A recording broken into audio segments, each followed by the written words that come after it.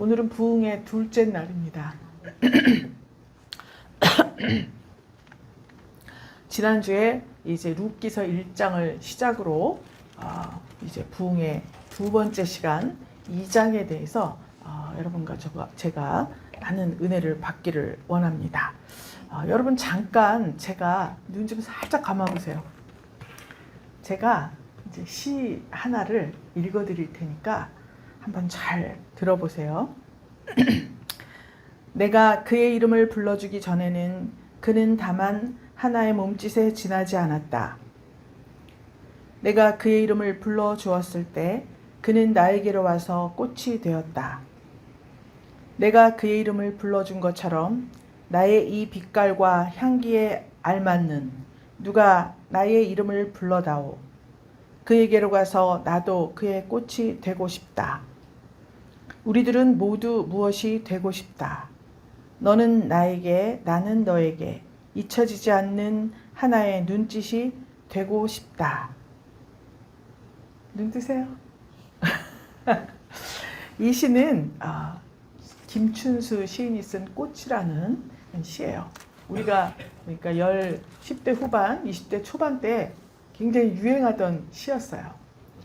이걸 다 외우고 있었는데 지금 저는 생각이 안 나요. 오늘 이 2장을 준비하면서 이 시가 생각이 났습니다. 처음에 하나의 그는 이름 불러주기 전에는 몸짓에 지나지 않았다 그랬죠? 근데 맨 끝에 가서 이름을 불러주고 난 후에 보니까 잊혀지지 않는 하나의 눈짓이 되고 싶다 이렇게 했어요. 이게 지금 수능 시험 볼 때, 국어 시험 볼 때 나오는 시예요. 이거 해석하고 뭐 이것에 대해서 시험 문제가 나와요. 수능에서. 처음에 우리는 어떤 상대에 대해서 인식을 하게 되어 있습니다. 저기 누가 있구나. 저긴 누가 있구나. 마음에 들기도 하고 멋지다, 뭐 예쁘다 정도 마음에 이렇게 저런 사람이 있구나 생각을 하게 돼요. 그런데 그때 이름을 딱 불러주었다 그랬죠? 우리는 성도잖아요. 하나님 안에서 하나님의 이름을 부르고 하나님은 우리의 이름을 불러주는 거예요. 그럴 때 서로 하나님과 내 사이가 굉장히 의미 있는 존재가 되죠? 그러면서 어떤 소망이 생기는 거예요. 그래서 참 이렇게 보니까 처자가 참 아름답게 생겼네. 그냥 그랬어요. 그런데 이름을 불렀다. 며느리 삼고 싶다. 또는 사위 삼고 싶다. 이렇게 생각을 했을 때 그 존재에 대한 어떤 소망이 생기잖아요. 그래서 더 원하게 되죠.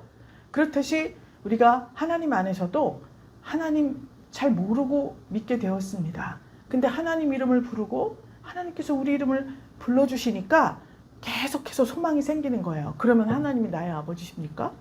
그러면 하나님이 나를 구원하신 분이시고 또 장래를 다 책임져 주실 분이십니까? 이렇게 하면서 계속 서로 간에 소망이 생기게 되어 있어요. 그래, 내가 너를 구원한 내 아버지야. 그러니까 너는 이렇게 살아라.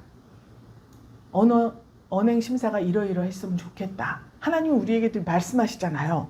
우리도 또한 마찬가지예요. 내가 하나님 딸이고 하나님의 자녀고 백성이니까 하나님 저를 이렇게 해주세요. 저렇게 해주세요. 이런 소망이 생기게 되는 거예요. 그러다가 보니까 서로 의미 있는 존재가 돼서 처음에는 몸짓을 봐야 무슨 일을 하는지 알지만 이제 눈빛만 봐도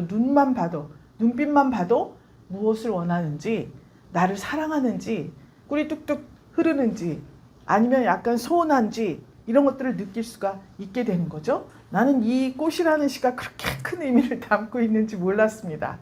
흔히 맨 마지막에 너는 나에게 나는 너에게 잊혀지지 않는 하나의, 그때는 우리가 의미가 되자 이렇게 바꿔서 막 얘기를 했어요. 그러니까 이거는 정말 좋은 사람 만나고 싶다. 그런 거 아니겠어요? 나를 사랑해줄 좋은 사람, 나도 사랑할 수 있는 좋은 사람, 이제 한참 사춘기 지나서 성년으로 들어가는 시기니까 그때 이 시를 많이 주고받고 외우고 하면서 이렇게 했었는데 사실 우리가 하나님 안에 들어와 보니까 오늘 이 룻기에서 쭉 이 순서가 지금 이 시의 순서하고 좀 같은 것 같아요. 예수 믿는 분이셨는지는 잘 모르겠는데 김춘수 시인이 오늘 여기 본문 2장에서 1장에서는 나오미하고 룻의 신앙에 대해서 나왔습니다. 그래서 처음에는 여기 베들레헴에, 유다 베들레헴에 흉년이 드니까 자기들 좋은 대로, 자기 소견에 오른 대로 모압 땅으로 이사를 갔습니다. 모압이라는 자손은, 모압이라는 이름의 그 족속은 롯 아시죠? 소돔과 고모라에서 아브라함의 조카 롯이 살고 있었는데 두 딸이 있었어요. 그런데 소돔과 고모라가 불심판을 받아서 거기서 빠져나오게 돼요. 그래서 롯과 두 딸이 굴 속에 들어가게 되죠. 그때 롯의 두 딸들이 이 세상의 방식으로 봤을 때 우리는 도저히 후손을 얻을 수가 없다. 그러니까 우리가 이렇게 하자. 우리가 아버지에게 들어가자, 차례차례. 그래서 거기서 자녀를 얻은 게 모압과 암몬이에요. 그러니까 다시 말하면 유다 베들레헴, 떡집이라 그랬죠? 여기서는 하나님의 말씀대로 살아야 합니다. 에브라시 곡물이라는 뜻이라 그랬죠? 곡물이 다 부서져서 떡을 만들 수 있도록 가루가 되어야 하는 곳이에요. 그런데 그것은 하나님의 율례와 규례와 법도대로 사는 곳이죠. 하나님의 통치를 받는 곳이에요. 그런데 모압으로 이주를 했다고 하는 것은 자기 소견에 오른 대로 살고 싶은 마음, 이 마음이 가는 대로 그런 것이 유행이고 풍습이고 그 통치 방식을 선호하고 있는 곳으로 이동을 했다. 이런 의미로 볼 수 있습니다. 그랬을 때 그 모압 땅에서 나오미가 돌아오면서 열매를 얻죠. 엘리멜렉, 말론, 기럨 다 죽어버렸습니다. 10년이 넘는 시간들을 보냈어요. 그때 나오미가 하나님 앞에 회개하였더니 룻이라는 열매를 가지고 다시 베들레헴으로 돌아왔어요. 그래서 나오미의 맥주 감사 예물, 그것은 룻이에요. 여러분도 이제 그래서 그렇게 여러분들 모습 속에서 룻과 같은 열매를 하나님께 드려야 된다 그랬죠? 그래서 나오미와 룻의 신앙이 이러하다라는 것을 1장에서 말씀을 드렸습니다. 2장에서는 보아스가 등장을 해요. 보아스와 룻의 인격, 그러니까 보아스, 나오미, 룻, 이 세 사람의 인격에 대해서 나오는 거예요. 좀 더 이제 성장을 하는 겁니다. 하나님을 알게 되고 예수님을 알게 됐어요. 그런데 예수님의 그 모든 나와 예수님과의 관계가 어떤 의미 있는 관계가 되어지는 과정이 이 2장에 나와 있습니다. 그래서 2장에 보면 우리 이제 1절부터 한번 보겠습니다. 나오미의 남편 엘리멜렉의 친족 중 유력한 자가 있다. 이름이 보아스다. 그랬습니다. 우리 공고한 시절에 환난 당할 때 하나님 나에게 보아스를 붙여주세요. 많이 기도했죠? 그런데 하나님께서 그렇게 빨리 안 붙여주신 것 같죠? 왜 그랬을까요? 룻이 어떻게 보아스를 만났는지 그 과정을 보아야 해요. 룻과 같은 그러한 환경 속에서 룻과 같은 행실이 있을 때 보아스가 어떻게 되죠? 붙여주는 거예요, 하나님이. 그러면 여기에서 보아스가 엘리멜렉의 조카라고 하는 말이 있습니다. 그런데 유력한 자라 그랬어요. 근데 그가 그 동네에서 그러니까 유지예요, 유지. 그런데 그 룻이 나오미에게 말씀을 합니다. 나로 밭에 가게 하소서. 그래요. 빈손으로 돌아왔다 그랬죠? 빈손으로 돌아왔으니까 지금 이 나오미는 베들레헴에 돌아왔지만 룻과 나오미는 생계가 막막한 지경에 있는 거예요. 그런데 다행히도 이때 이스라엘의 풍습에서는 밭에 농사를 지어서 추수를 하게 되잖아요. 그러면 추수할 때 먼저 그 집 사람들이 곡식을 이렇게 다 추수를 해요. 그래서 곡식단을 묶어서 놓으면 그때 이삭이 쭉 밭에 떨어져 있어요. 그거는 고아나 과부들이 와서 주워 먹을 수 있도록 남겨놓으라. 그런 구절이 있습니다. 레위기 19장 한번 읽어주세요. 너희 땅에 곡물을 벨 때에는 너는 반 모퉁이까지 다 거두지 말고 너희 떨어진 이삭도 줍지 말며 너희 포도원의 열매를 다 따지 말며 너희 포도원에 떨어진 열매도 줍지 말고 가난한 사람과 타국인을 위하여 버려두라. 나는 너희 하나님 여호와니라. 아멘. 자, 떨어진 거를 그대로 놔두라고 하죠. 싹싹 긁어서 가져가지 말라 그랬습니다. 그래서 예전에 우리 이제 할머니가 키워주셨잖아요. 할머니가 키워주셨는데 예전 어떤 양반 집에서는 식사를 하잖아요. 그러면 이 식사를 하면 할아버지나 이분들이 꼭 밥을 이렇게 덜어 놓습니다. 왜 그러냐면 거기 일하는 사람들이 있죠. 머슴이나 종들이 있습니다. 이 주인의 상에서 남은 거를 다 큰 여기다 모아가지고 그렇게 먹는다 그래요. 따로 밥을 퍼서 먹는 거는 정말 굉장히 부잣집 아닌 이상 조금 어렵대요. 그래서 항상 이 밥에서 저 밥그릇에서 밥을 덜어 놓는 습관이 있습니다. 우리 할머니가 꼭 그렇게 숟가락으로 밥을 덜어서 이렇게 주셔요. 드시던 숟가락으로. 그 너무 싫잖아요. 그런데 하여튼 그런 습관이 있습니다. 이게 이제 이어져 내려온 거겠죠? 그런 사고가 있습니다. 가난하고 불쌍하고 힘없는 자들을 배려하는 그런 풍습이에요. 근데 하나님께서도 그렇게 법으로 율법으로 규정을 해 놓으셨습니다. 레위기에. 그래서 이곳에 돌아와서 내가 룻이 지금 며느리잖아요. 시어머니에게 말을 하죠. 제가 저 밭에 가서 이삭 좀 줍겠습니다. 그래요. 그러니까 나오미가 내 딸아 갈지어다 그랬어요. 그러니까 시어머니와 며느리, 구약교회와 신약교회라 그랬죠. 그러니까 율법과 복음이에요. 그러니까 복음이 무슨 일을 행할 때에는 법, 율례와 규례와 법도를 떠나서 자기 멋대로 은혜대로 하는 것이 신약교회가 아니에요. 항상 율법에 적당한가 아닌가 묻고 그리고 가는 거예요. 그때 밭에 갔더니 그것은 하나님의 율례를 따라서 떨어진 이삭을 그대로 놓으라고 했죠. 그러면서 그렇게 율례와 규례와 법도를 따라 행하다 보니까 보아스라는 예수 그리스도의 상징이잖아요. 복음을 만나게 되는 거예요. 믿습니까? 율법이 없어요. 나는 지금 어려워서 하나님 말씀 지키기 힘듭니다. 나는 지금 병약해서 하나님 앞에 가서 힘쓰는 일 하지 못합니다. 나는 지금 환난을 당했기 때문에 11조 못합니다. 주일 헌금도 못합니다. 이거는 보아스를 만나기가 힘들어요. 하나님의 율례와 규례와 법도 시어머니한테 허락을 받잖아요. 내가 가서 이삭을 줍겠습니다. 그래 내 딸아 갈지어다 그랬죠. 그러니까 이것은 율법과 은혜와 복음 이 세 가지가 항상 같이 가는 거예요. 그래서 삼위일체 하나님 그러죠. 하나님은 법이시고 예수님은 복음이시고 성령님은 율법과 복음을 따라 행할 수 있도록 도우시는 분이에요. 힘을 주시는 분이에요. 그래서 그렇게 내 따라 갈지어다. 그래서 룻이 가서 베는 자를 따라 밭에서 이삭을 줍는데 그랬죠? 근데 그때 3절에 보니까 우연히 엘리멜렉의 친족 보아스에게 속한 밭에 이르렀다 그랬습니다. 내가 갔는데 하필이면 우리 친척 밭이에요.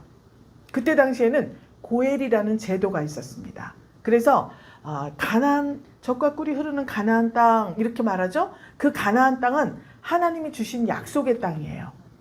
그 약속의 땅에서 들어갔을 때 분배를 하죠. 지파들에게 다 분배를 했습니다. 그래서 이 땅 주인들은 이 땅이 하나님의 땅이다. 하나님이 주신 거예요. 내가 노력해서 산 땅이 아니죠. 하나님이 주신 것이다. 그래서 절대로 팔 수가 없게 되어 있습니다. 그래서 나봇도 그 땅을 안 팔겠다고 하다가 죽었죠.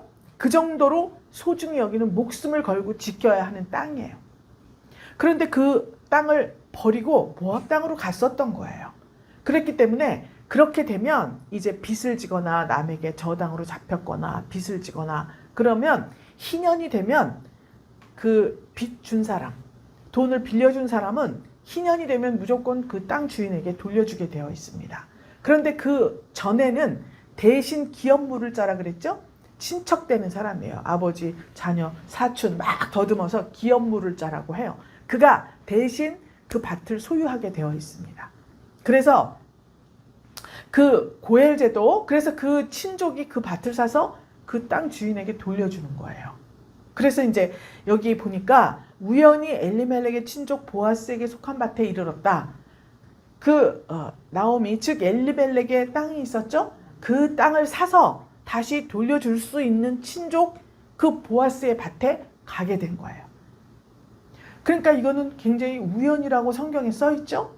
그런데 여기서는 우연인 것 같지만 그 우연이라는 단어가 무슨 의미냐면 기회가 생겼다 이런 뜻이에요. 그러니까 그 기회는 누가 주시는 거죠? 하나님이 주시는 거예요. 우리는 알 수가 없어요. 우리는 매일매일 살아갈 때 누구를 만나고 어디를 가게 되고 어떤 일을 만나고 어떤 환경이 내 앞에 펼쳐지고 이 모든 것들이 우연히 일어난 것 같지만 예수 믿는 우리는 더 이상 무슨 일이든지 어떤 관계든지 우연이라는 표현을 쓰지 않습니다.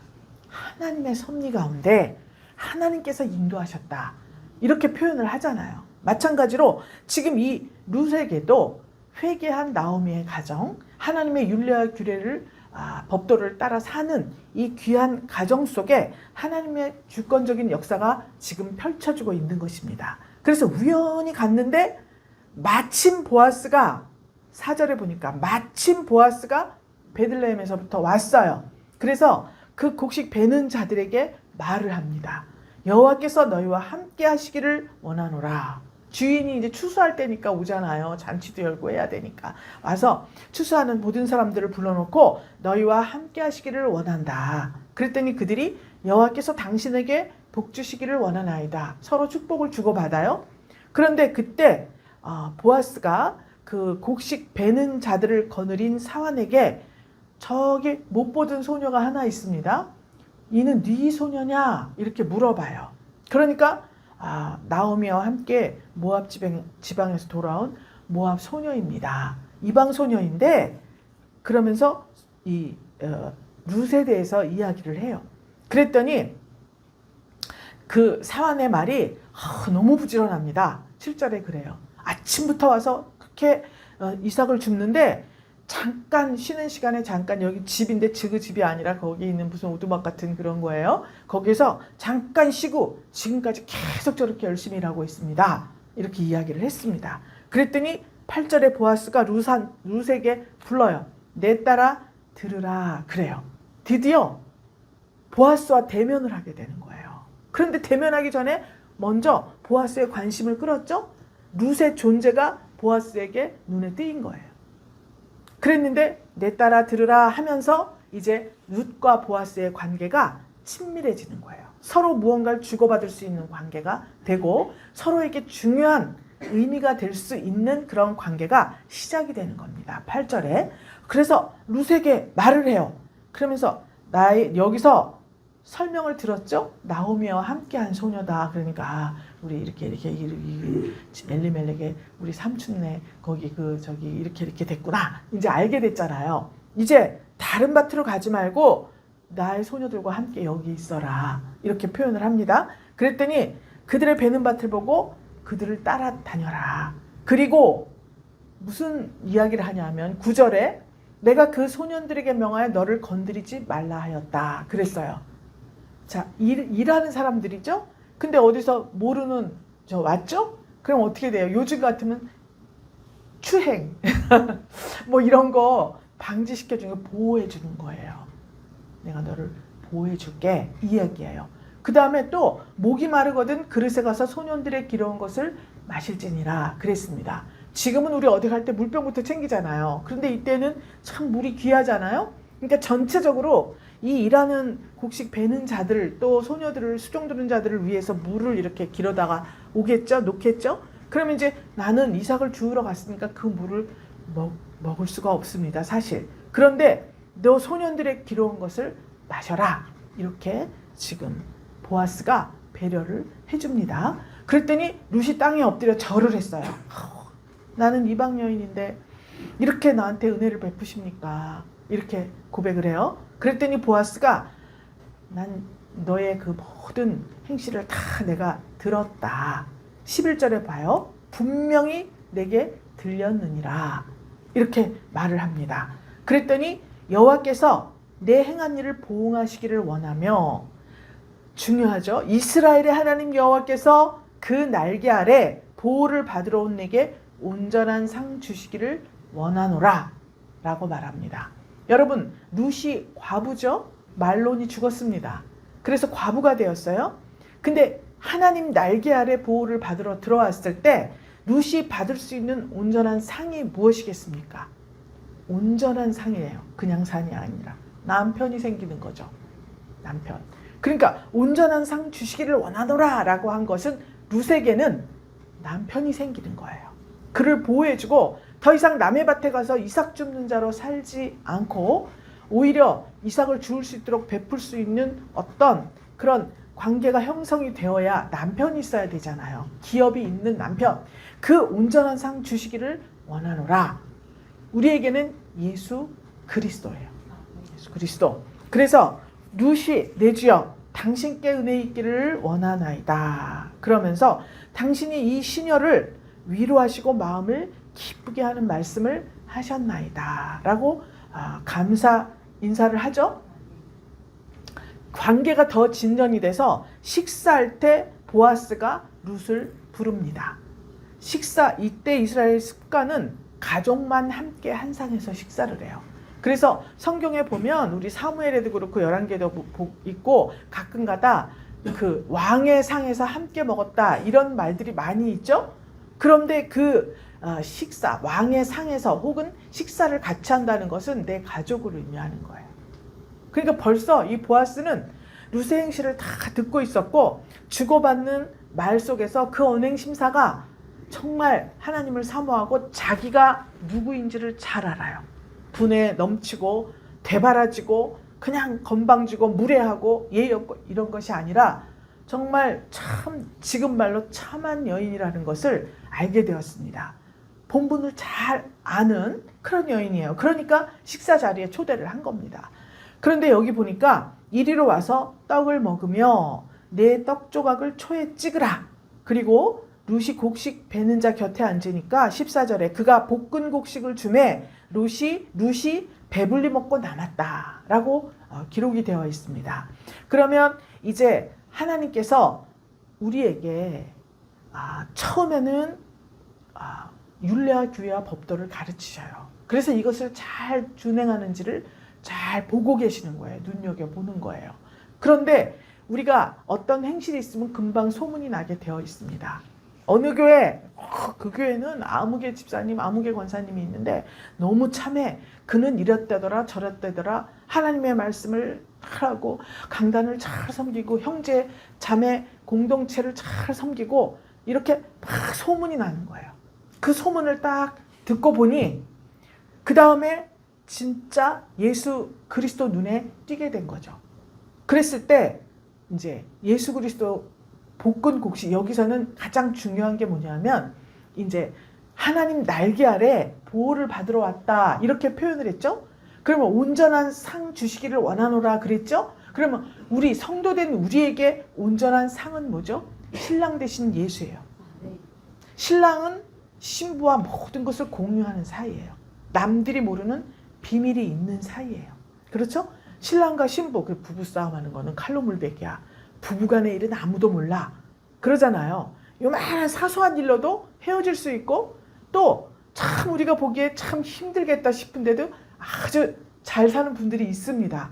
그렇기 때문에 이 온전한 상 주시기를 원하노라 라고 하는 것, 즉 예수님이 우리의 신랑이 되어주셔서 우리가 신부로 단장 잘 되어서 마침내 그때 그날에 예수님의 신부가 되는 것, 이것이 우리 성도에게는 온전한 상이에요.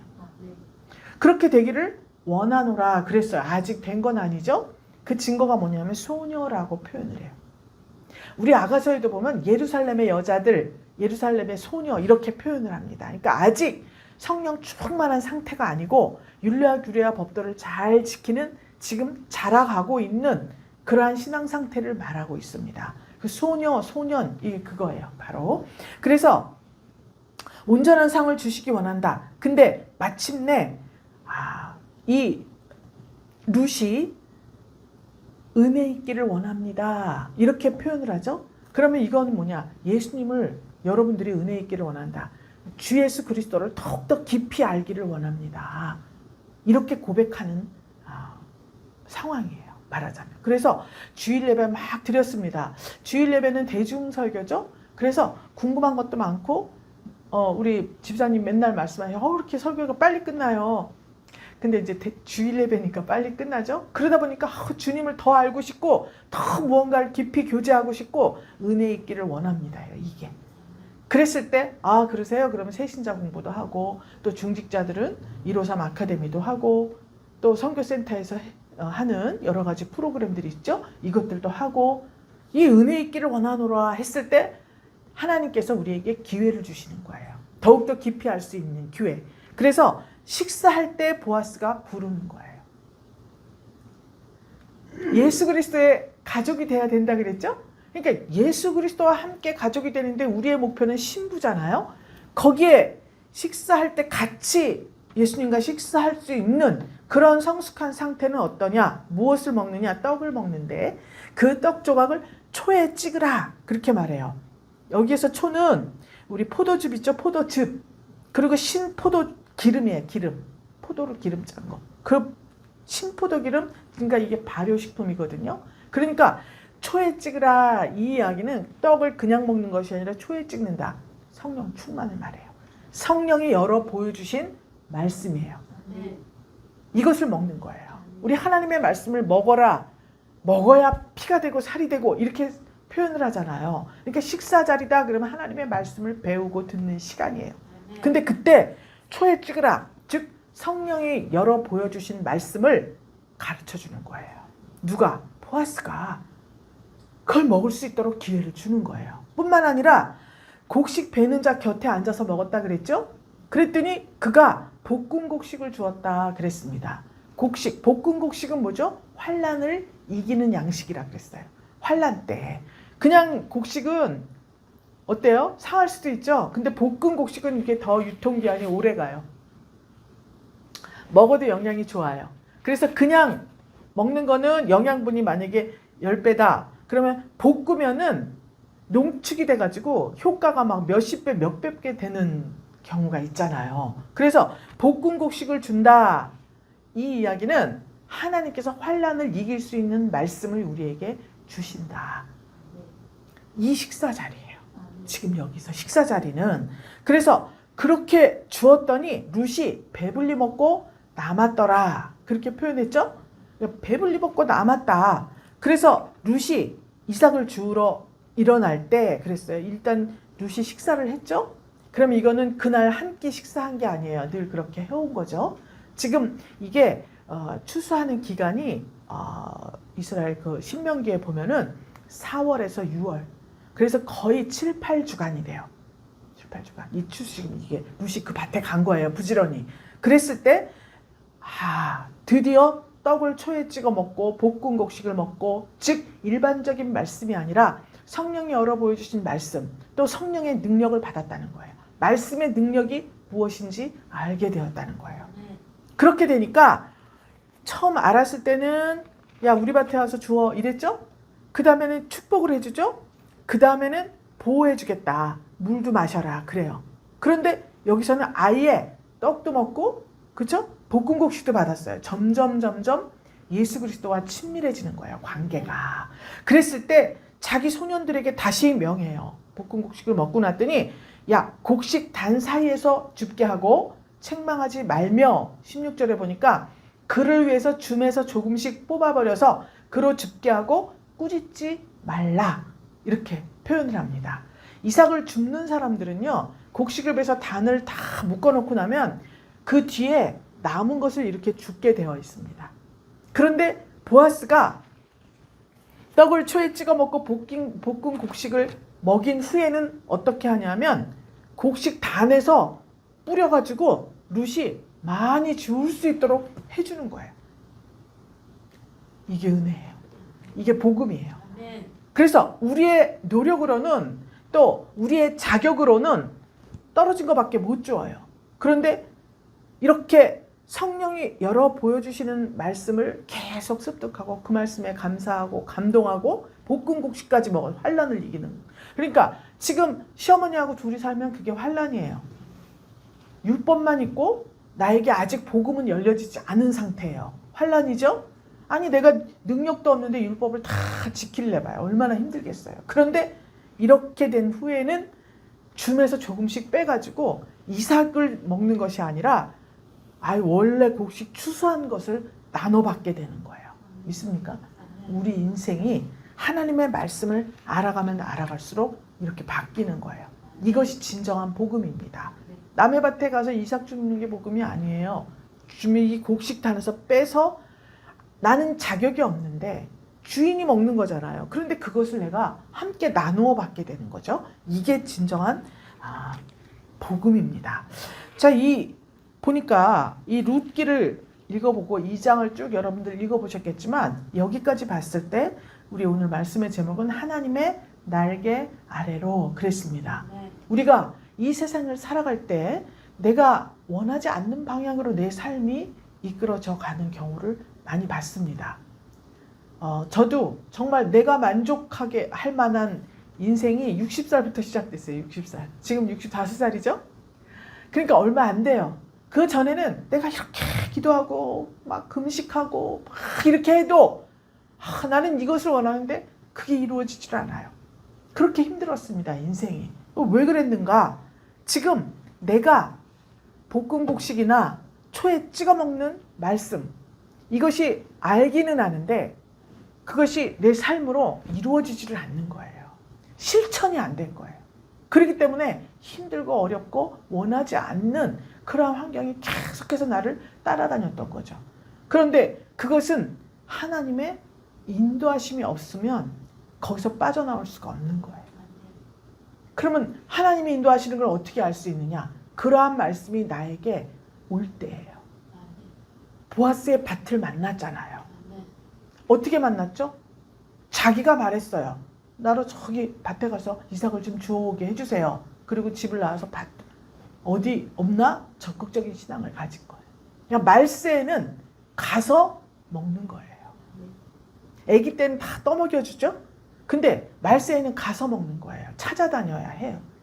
그래서 갔을 때 보아스의 밭을 만나고 거기에서 이삭을 줍다가 물도 얻어 마실 수 있고 또 소년들로부터 어떤 외부 환경으로부터 어떤 일을 당하지 않도록 보호하심도 받는 거예요. 그래서 보아스가 그것을 하나님의 날개 아래로 찾아 들어왔다 이렇게 표현을 한 것입니다.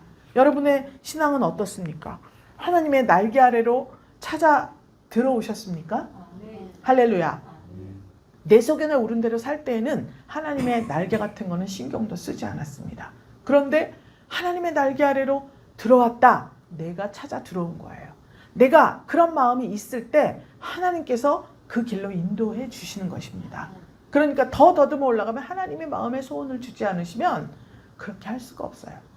그래서 무엇보다도 먼저 하나님의 은혜가 내게 임해야 찾아갈 수도 있고 만날 수도 있고 다 할 수 있는 것입니다. 하나님께서는 계속해서 나에게 사인을 주시는데 또 환경으로 말씀하시는데 나는 고집을 피우고 계속 그 자리에 머물러 있겠다. 가지 않겠다. 이렇게 하면 또 그것도 어쩔 수가 없는 거예요. 길어지는 거야, 더 점점. 그렇죠? 그런데 우연히 기회가 생긴 것처럼 하나님께서 주권적으로 역사하실 때 룻의 마음속에 그 하나님의 소원이 들어갔는데 마음의 소원을 주셨는데 그 소원대로 룻이 일어나서 행했습니다. 밭으로 간 거예요. 그랬을 때 마침 그랬어요. 마침 보아스가 있었다 그랬죠.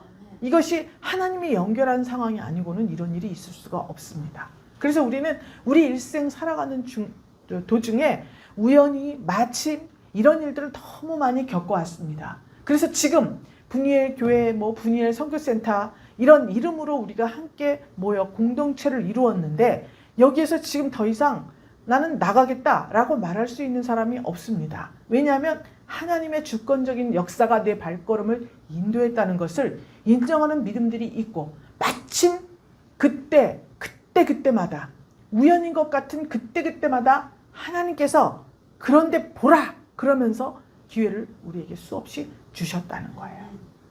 이 사실을 알고 있기 때문에 원근 각처에서 주일 예배를 영상으로 드린다 할지라도 그 믿음이 변치 않고 요동치 않고 진동치 않을 그 나라 가운데 거하게 되는 것입니다. 할렐루야. 그래서 하나님께서 우리에게 말씀하셔요. 자신의 삶에 평범한 일상 같지만 충실할 때 적극적인 그러한 마음을 가지고 있을 때 역사를 이끌어 주시는 것입니다. 룻은 적극적인 믿음이 있고 행동하는 그런 추진력이 있었습니다. 또한 현명했어요. 기본적으로 현명했어요. 나오미를 따라왔잖아요. 현명한 선택을 했습니다. 그래서 판단력도 갖추게 되었어요. 10년이 넘는 세월 동안 모압에서 나오미와 함께 살면서 그런 판단력이 생기게 된 겁니다. 분별력을 갖추게 된 거예요. 그래서 이렇게 자신의 삶 속에서 보아스를 만날 수 있는 기본적인 여건을 갖추게 된 거예요. 그랬을 때 다윗도 마찬가지예요. 자기 삶에 충실했습니다. 아니 사무엘 선지자에게 말씀했어요. 내가 왕으로 기름 부을 자를 지금 가서 이새의 집에 아들들이 있는데 그 중에 하나에게 기름을 부어라. 누군가요? 맷째인가요? 나 가문 알아. 그냥 이랬어요. 맷째다 이거 말 안 해줬잖아요. 근데 아들들이 전부 쭉 다 성장을 하고 이렇게 꾸미고 서 있는데 다윗은 말째 아들이라 그랬죠? 자기 양치든 거 하든 일 계속 하고 있었습니다. 근데 뭐 아들이 준수하게 생긴 아들들이 쭉 서 있는데 사무엘이 기름병을 들고 부을까? 이 아들입니까? 아니야. 이 아들입니까? 아니야. 너무 잘생기고 준수하게 생겼는데 이 아들일 것 같은데 아니야. 다 아니라고 하시죠? 아들 또 없습니까? 이새가 뭐라 그래요? 있기는 한데 걔는 아닐 것 같은데. 아버지에게도 역임을 받지 못하는 아들이었어요. 다윗은. 그렇지만 하나님 눈에는 너무나 의미가 있는 존재였습니다. 그때에도 역시 양을 치고 있었어요. 기름을 붓든지 뭐 하든지 그거는 나와 상관이 없다. 나는 오늘 내 할 일을 하겠다. 간 거잖아요. 하나님이 그에게 기름을 붓게 만들었습니다. 그래서 하나님의 마음에 합한 왕, 지금 왕이 있어요. 사울왕이. 그런데 그 왕을 패하고 다윗 왕, 다시 세울 하나님 마음에 합한 그 왕을 세우기 위해서 들고 간 기름병을 다윗에게 붓게 된 것입니다. 여러분, 이거 정말 감사한 일 아닙니까? 자기 삶에 충실해야 돼요. 여러분, 밥하고 회사 다니고 이거 다 충실해야 되지만 매일매일 성도로서의 삶에 충실한 삶을 살 때 하나님의 눈에 띄게 되는 것입니다. 엘리사도 마찬가지예요. 엘리야 선지자가 하나님 앞에 다루심을 받았죠. 그래서 맨 마지막에 불후에 희미한 하나님의 음성을 듣고 한 일이 뭐죠? 엘리사에게 기름을 부으러 갔습니다. 후계자 선택하러 갔어요. 근데 엘리사가 뭐 하고 있었죠? 12개월이 서로 밭을 갈고 있었다 그랬습니다. 농사 잘 충실하게 농사를 짓고 자기 할 일을 하고 있었던 거예요. 그렇죠? 물리적으로 보면 농사를 잘 짓고 밭 가는 일을 하고 있었습니다. 영적으로 보면 마음밭을 갈았다고 우리가 그렇게 했죠. 이렇게 자기 삶의 평범한 그런 현장에서 하나님은 눈여겨보시고 기름병을 들고 우리의 하나님 마음에 합한 자를 찾아다니시는 거예요. 믿습니까? 눈에 띄시기를 주님의 이름으로 축복합니다. 구원자로 등장하시는 거예요. 예수 그리스도. 야곱이 어떻게 했습니까? 에서의 눈을 피해서 도망갔습니다. 그는 어쩔 수가 없어요. 그런데 도망을 갔는데 왜 거기에서 굉장히 복을 받죠? 그리고 다시 돌아오게 돼요. 그럼 왜 그렇게 됐는가? 장자의 축복에 대한 소중함을 알고 있었어요. 야곱. 에서가 장자였잖아요. 그런데 장자의 축복이 얼마나 중요한 것이고 어머니를 통해서 큰 자가 장자를 섬기겠다. 내가 영적 장자구나. 이 사실을 알았기 때문에 자기 목숨, 형이 에서가 죽인다고 했잖아요. 그런데 자기 목숨과 더 바꿀 정도로 하나님의 말씀과 하나님의 축복과 하나님의 약속을 중요하게 생각한 거예요. 그랬을 때 가서 12지파 조상이 되는 거예요. 야곱이 한 바퀴 돌고. 그러니까 요셉이 어떤 사람이에요? 모함으로 옥고를 치르게 됐습니다. 그런데 두 관원장을 만났어요. 보아스를 만난 것 같이 관원장을 만납니다. 거기에서 총리직에 오르게 돼요. 꿈을 잘 해몽해줘서.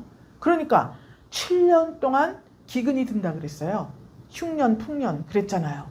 풍년이 들었을 때 곡식을 잘 저장했다가 7년 동안 흉년이 들 때 그 곡식을 다 풀어서 인근 각처의 모든 사람들이 굶어 죽게 된 그런 형편 속에서 어떻게 되죠? 구원자로 등장을 하게 되는 것입니다. 여러분, 요셉만 그래요? 야곱만 그래요? 다윗만 그렇습니까? 아니에요. 오늘날 여러분들을 하나님께서 왕같은 제사장이라고 불러주셨습니다. 할렐루야. 자, 나는 왕같은 제사장이다. 할렐루야.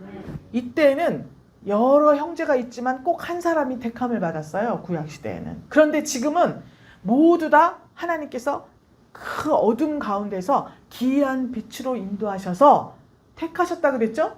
그래서 왕 같은 제사장을 삼으셨다 그랬습니다.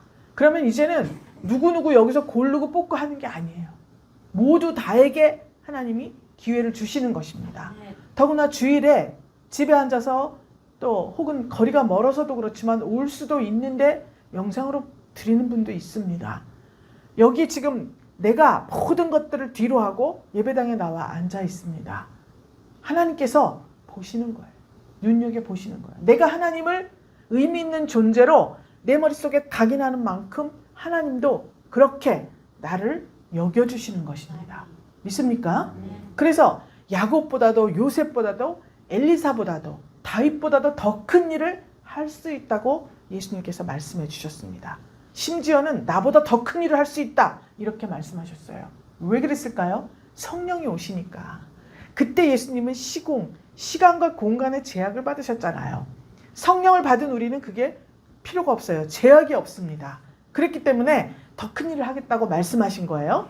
자, 이렇게 되었을 때 우리 삶 속에서 하나님께서는 성실과 인자를 우리에게 베풀어 주시는 것입니다. 하나님의 성품이에요. 그 하나님의 성품이 여러분들을 통해서 나타나는 것입니다. 그래서 오늘 하루도 우연인 것 같지만 그것이 꼭 내 인생, 성도로서의 삶 속에서 꼭 필요한 어떤 기회로 바꿔주시는 하나님이에요. 우리의 삶 속에 우연은 없습니다. 모든 것이 다 하나님의 주권적인 역사 섭리예요. 믿습니까? 하나님과 죄인된 우리 인간의 만남이에요. 이번 한 주일 동안에는 이 룻기서 2장을 보시면서 또 기회가 되면 이 꽃이라는 시도 한번 읊어보시고 또 기억력이 좋으시면 또 외워도 보시고 그러면서 하나님과 나, 우리 예수님과 나와의 관계를 다시 한번 잘 묵상을 해보시기를 바랍니다. 룻은 보아스의 밭에서 보아스를 만났어요.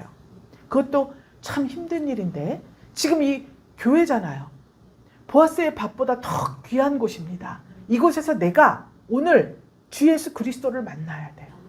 신랑을 만나야 돼요. 그래서 내가 오늘 이 절기에 맥주 감사 절기에 내가 하나님께 정말 룻과 같은 이 예물을 올려드리기 위해서는 내 삶에 열매가 있어야 됩니다. 여러분들이 신앙생활하는 열매가 있어야 됩니다.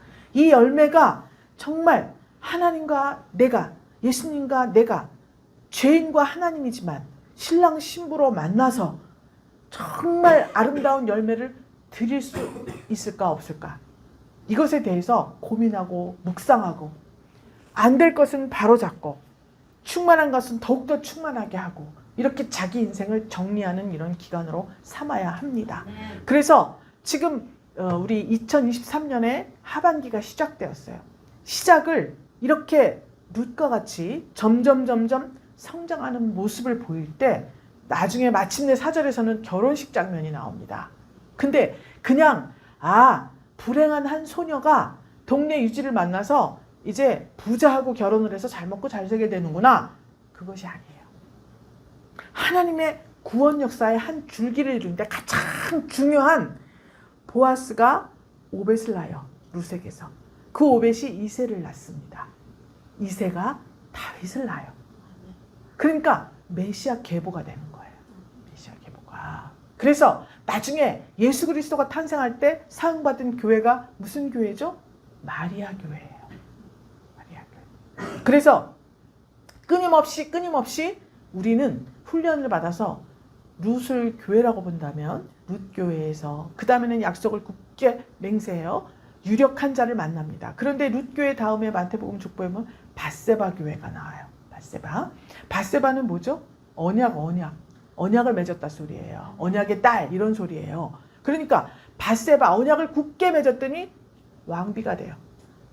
여러분 동네 부자하고 결혼하는 게 좋아요? 아니면 왕비가 되는 게 좋아요? 왕비가 되는 게 좋지. 싫어요? 왕비가 돼야 되잖아요. 점점점 진보된 형편과 환경을 말해주고 있습니다. 그만큼 이 룻이나 밧세바나 마리아나 하나님 앞에서의 행실이 있는 거예요.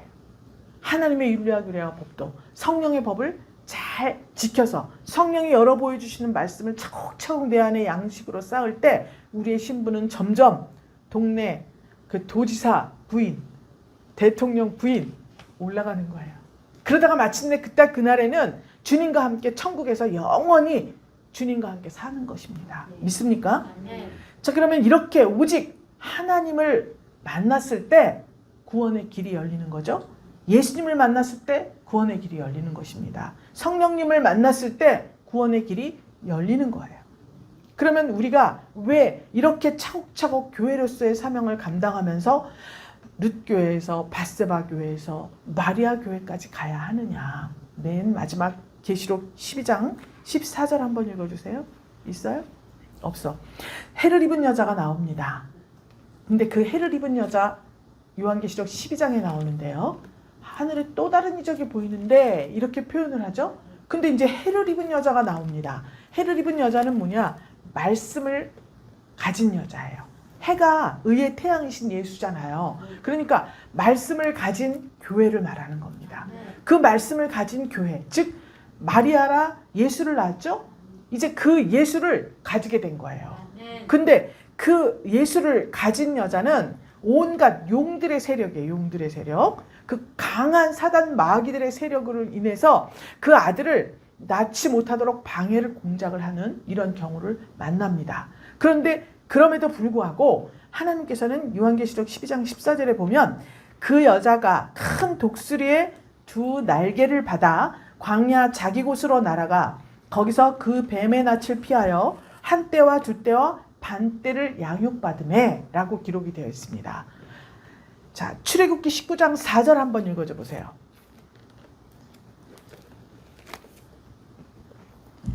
나의 애굽 사람에게 어떻게 행하였음과 내가 어떻게 독수리 날개로 너희를 업어 내게로 인도하였음을 너희가 보았느니라. 아멘. 자, 독수리 날개로 너희를 업어서 인도했다. 그랬죠? 그러니까 애굽에서 가나안으로 향해서 나갔어요. 출애굽을 해서. 이 광야 생활 동안에 독수리 날개로 내가 업어서 너희를 가나안까지 인도했어. 이렇게 지금 말씀하시는 거예요. 그런데 요한계시록 12장 해를 입은 여자는 큰 독수리의 두 날개를 받았다 그랬습니다. 자기가 받은 거예요. 그래서 광야 자기 곳으로 날아간 거예요. 출세했죠?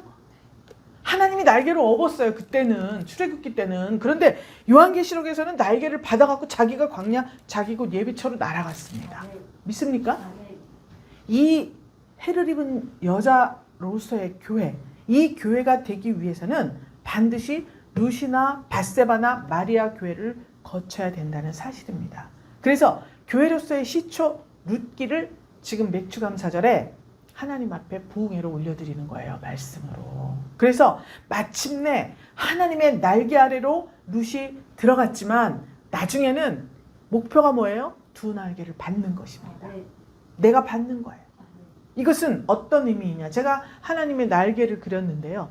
그 날개 속에 날개다 하나님의 날개다 그런데 이렇게 그 속에 온갖 무기들이 다 있습니다. 그때 이제 그릴 때가 저 미국의 그 부시 대통령일 때예요. 부시가 대통령할 때 그렸는데 그때 온갖 무기들 막 새롭게 개발하는 것도 많고 있었어요. 온갖 무기가 이 날개 아래 다 장착이 돼 있어요.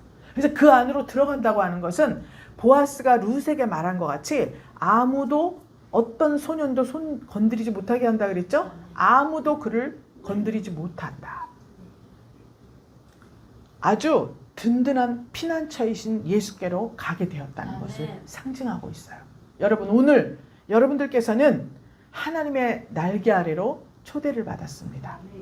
그런데 초대를 받은 자, 초대에 응한 자가 있고 그렇지 못한 자가 있을 수 있습니다. 여러분들은 하나님께서 주신 마음의 소원을 따라 하나님의 명령을 따라 하나님의 날개 아래로 초대를 받았습니다. 이제 보아스가 준 피난처로서의 그러한 보호하심, 이 보호도 받고 물도 마셨다 그랬죠? 내 물은 아니야. 그런데 마실 수 있는 자격을 줬다 그랬습니다. 이방 여인이지만 똑같이 내 가족과 같은 대우를 받게 되었어요. 또 심지어는 식사 자리에 초대되어서 떡을 초에 찍어 먹고 볶은 곡식을 먹을 수 있는 이러한 은혜도 받았습니다. 그러면 이때 우리의 목표는 무엇인가? 장차 여기서는 룻이 어때요? 오벳, 이세, 다윗, 메시아 계보가 되죠. 우리는 여기서 끝날 것이 아니라 그 예수, 출산한 예수가 정말 우리 가운데 잉태가 되어서 마침내 해를 입은 여자로서의 교회가 되어 이 아들을 하나님께 올려드렸어요. 보좌에 올려드렸다 그랬습니다. 해를 입은 여자가 아기를 낳고 독수리 두 날개를 받아서 광야 예비처로 날아갈 수 있는 능력을 받을 것입니다. 믿습니까? 땅에 거하는 자는 화를 입는다 그랬어요. 땅에 거하는 자는 화가 있다. 3번을 반복해서 계시록에 나오고 있습니다. 그런데 날개가 있으면요 날아다니잖아요. 그렇죠? 이런 소망을 우리가 마음에 품어야 할 것입니다. 장차 철창으로 만국을 다스릴 남자아이를 낳은 해를 입은 여자와 같이 여러분들의 일상이 룻으로 시작해서 해를 입은 여자로 마칠 수 있는 그날이 올 때까지 하나님 앞에 더욱더 적극적인 신앙을 가지고 자기의 삶을, 자기의 언행 심사를 하나님의 율례와 규례와 법도에 기초하여서 성령의 감동 감화를 전적으로 순종함으로 능력 있는 성도의 삶, 능력 있는 교회로서의 삶이 지속되시기를 주님의 이름으로 축원합니다. 하나님 감사드립니다. 빈손으로 돌아왔습니다. 그러나 하나님의 날개 아래로 들어갔습니다. 지금까지 수많은 만남이 있어 왔지만 어떠한 구원의 방편도 없었습니다. 모압 지방의 룻과 같이 상처뿐인 삶이었지만 진정 온전한 치유와 또 새로운 세계로의 입문을 허락하신 주님께 감사와 찬송과 영광을 올려드립니다. 이제 하나님, 이제 룻과 같이 이렇게 보아스에게 은혜 입은 그러한 삶으로 시작하려고 합니다. 이제 마침내 해를 입은 여자가 될 때까지 그 많은 과정들을 주님께 받은 독수리 두 날개로 하나님 적극적으로 헤쳐나갈 수 있도록 주님께서 항상 인도하여 주시옵소서. 그래서 마침내 온전한 상 주시기 원하시는 우리 하나님의 은혜를 따라 예수 그리스도 그분의 신부로서의 삶이 온전히 이루어질 수 있도록 주님 인도하여 주시옵소서. 구원자 예수 그리스도를 찬양하며 살아계신 우리 구주 예수 그리스도 이름으로 축복하며 기도 올리옵나이다. 아멘.